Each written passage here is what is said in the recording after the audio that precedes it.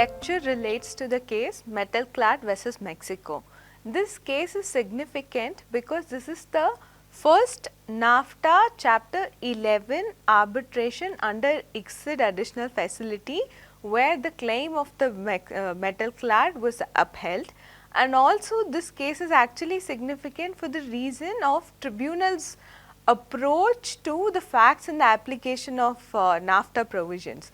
So, we could see that you can talk to any environmentalist and then you can talk about the intersection of environment and investment law. They would always bring this case as an example to show how investors' interests are kept at a higher pedestal compared to environmental concerns. So, for many reasons Metalclad case is highly discussed and highly criticized, highly debated about at the international level by many scholars including environmentalists. For some reason Metalclad became a very popular case, especially in the context of investment dispute which intersects with environmental concerns.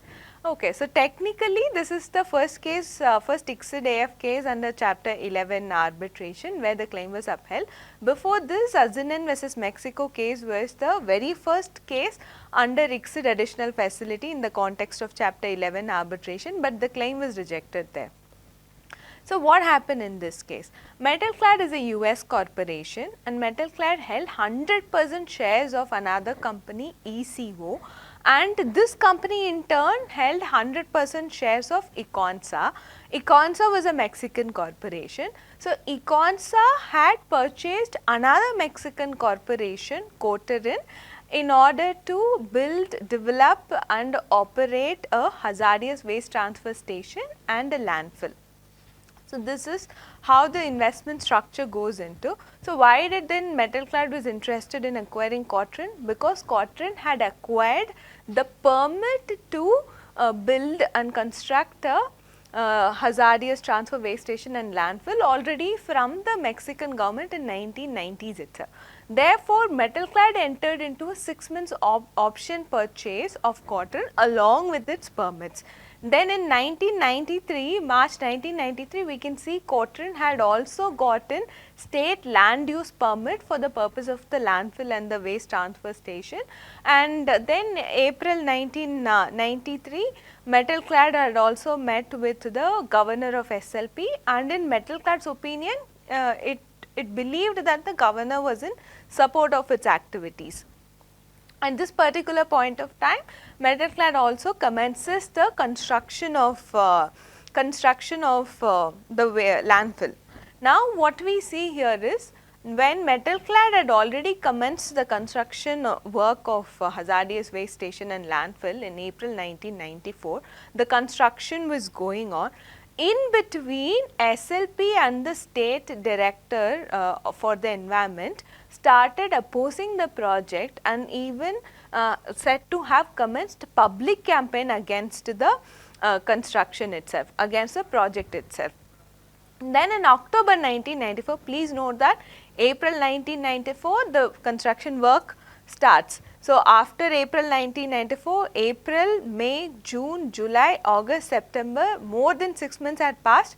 In October 1994, we could see that the municipality had sent an order asking Metalclad to cease all the construction activities because Metalclad did not possess a construction permit from the municipality.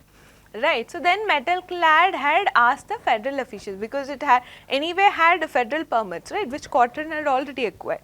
So, now when it contacted the federal officials stated that they need not have a construction permit from the municipality, but in order to maintain an amicable relationship with the municipality, federal officials had advised Metalclad to also apply for a construction permit, and in that they also stated in this context that it is a mere formality and the construction permit will be issued to them as a matter of formality itself. So, believing this, Metalclad had applied for the construction permit exactly 1 month later. October 1994 it receives the order, November 1994 it makes the application to the municipality asking for a construction permit. And this is where the case had progressed. At this point of time, it did not get any reply from the municipality. So, few months later, Metalclad obtains additional permit from the federal agencies with regard to construction of the final disposition cell and also for other supplementary buildings like the administrative building, laboratory, etc. So, Metalclad has got additional federal permits from the federal agencies, and then an university, an autonomous university of SLP is also conducting a study with regard to the suitability of the site for landfill activities. And then this university study concludes by saying that this particular geographical site is suitable for landfill provided it is done with proper engineering. Then two Mexico's federal agencies, PROFAPA and SEMENUP, they are also conducting an audit of the geographical site for suitability of geographical site for landfill, and they arrive at the same conclusion saying it is suitable provided it is done with the proper engineering.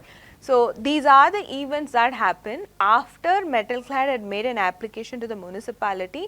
It receives additional permits from the federal agencies. There is a favorable study report by an university in Mexico. There is also favorable study or audit report by federal agencies of Mexico, the federal government. And now what happened was Metalclad had finished the construction and they are going ahead with the inauguration ceremony of the project. When the inauguration ceremony was going on, the protesters stormed to the project and then they impede the inauguration ceremony. So, post this what we can see is Metalclad is engaging in negotiations with federal officials and even SLP. SLP is a Mexican state where the project was located, right. So, even the SLP's officials were invited for the negotiation, but they did not participate in the negotiation. So, therefore, Metalclad and Mexico being represented by the federal agencies and they arrive at a agreement post these negotiations. So, agreement is called as convenio. So, what are the terms of the convenio? Convenio first stated that there will be an audit with regard to the project, and then audit will look at the maintenance, operation and all of these things. What are the plan that Metalclad has in place with regard to the emergency environmental responses and all of that. So, audit happened and then there was some flaws that was there on the part of Metalclad. So, convenio states that Metalclad should submit a remediation plan. So, what is the role of this remediation plan? So, the remediation plan would address the flaws that has been identified through the audit, and it was also agreed that Metalclad would implement the remediation plan within the first 3 years of the operation of the commencement of the project. So, this is what the Metalclad's position was. So, convenio's terms basically related to conducting an audit and the remediation plan, the environmental emergency response plan. So, all of these were recorded in that agreement convenio. So, the terms were there. Since SLP officials did not participate in the negotiation itself, now when the convenio was publicly announced at that particular point of time, SLP officials denounced the convenio terms. Then they even approached the domestic courts and then got a stay order for the project activities at that particular point of time. Then again Metalclad tries to engage in negotiation with the concerned relevant officials from the federal as well as the state level. When these negotiations failed, then we can see that Metalclad had initiated an investment arbitration in January 1997. And then September 1997, before vacating the office, Governor of SLP issued an ecological decree stating that there are certain indigenous cacti species which are endemic to this particular region and they have to be protected.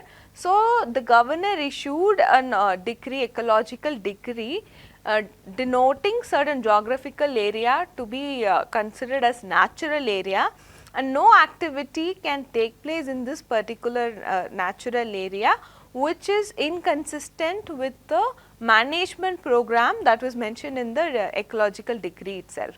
But anyway, if we look at the convenio, one of the terms of convenio related to Metalclad designating 34 hectares of its property exclusively for the protection of the cacti. So, this particular point was there in the convenio itself, but this ecological decree came in September 1997 after Metalclad had initiated the investment arbitration. So, we can interestingly see that Mexico had made a contention before the tribunal stating that the ecological decree should not be considered within the jurisdiction of the tribunal, because that happened after Mexico had initiated the arbitration.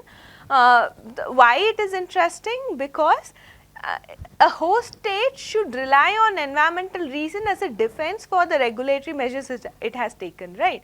So, here we can see the host state wants to exclude the ecological decree which had come for environmental reasons from being considered by the tribunal itself. So, that is what something very unique about Mexico's approach.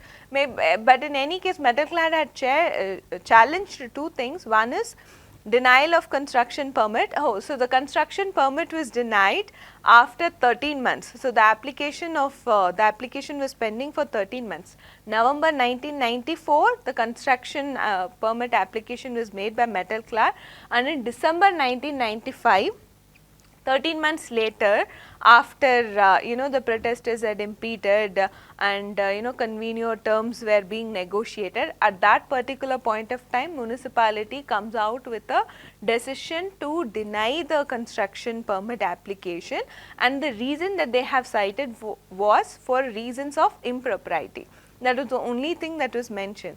So, Metalclad had anyway challenged this December 1995 denial of construction permit and the ecological decree. Then we could see that Mexico was arguing that ecological decree should not be considered by the tribunal, because that came in September 1997, whereas Metalclad had initiated the investment arbitration in January 1997. So, these are the factual circumstances of this particular case, Metalclad versus Mexico. In the next video, we will look at what were the claims of Mexico with regard to NAFTA provisions and how were they decided by the tribunal. So, that we will discuss in detail in the next video. Thank you.